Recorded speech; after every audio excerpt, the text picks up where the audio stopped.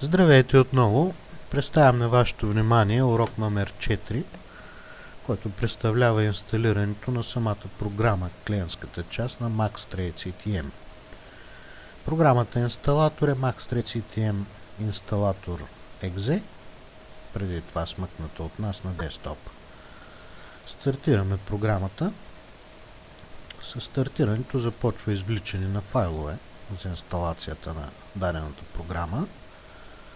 Изчакваме да се извлекат, след което се отваря самия инсталатор. Натискаме напред, съгласяме се с лицензните условия, натискаме напред, съгласяме се с мястото, където да бъде инсталирана програмата, натискаме напред, добавяме препратка в старт меню, икона на десктопа, натискаме напред, потвърждаваме инсталационните настройки, натискаме напред, започва копирането на файловете от тяхното местоназначение, където преди това сме определили.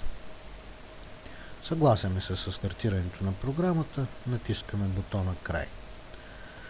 След като натиснем край, програмата ще се стартира автоматично за първи път. Виждаме прозореца на самата програма. Виждаме и вход в системата, прозореца за влизане в системата и логване в сървъра, който преди това инсталирахме ето тук.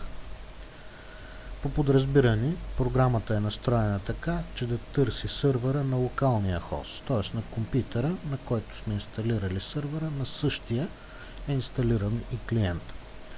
По подразбиране винаги имаме един потребител, който се казва админ, с парола админ. Въвеждаме го, админ, отиваме на полето парола, въвеждаме админ, натискаме бутона вход, след което излиза надпис, че се регистрирахме успешно в системата.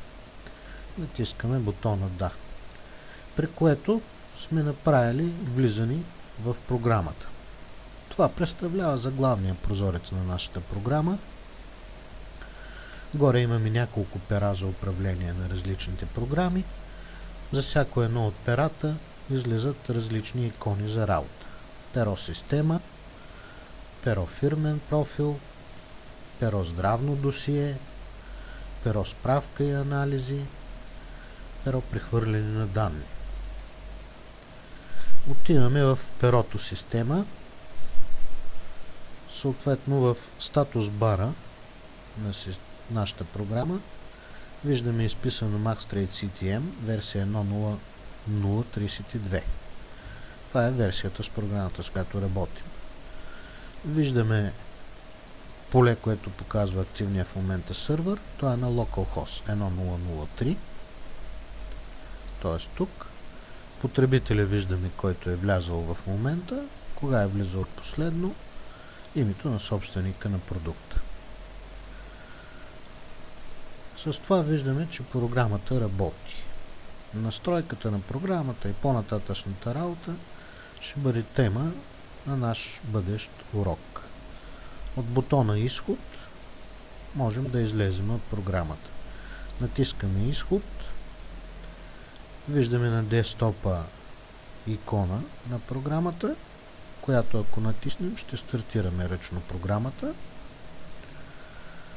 Отново имаме вход, можем да затворим и да излезем. С което нашия урок номер 4 за инсталиране на MaxTrade CTM програмата приключва.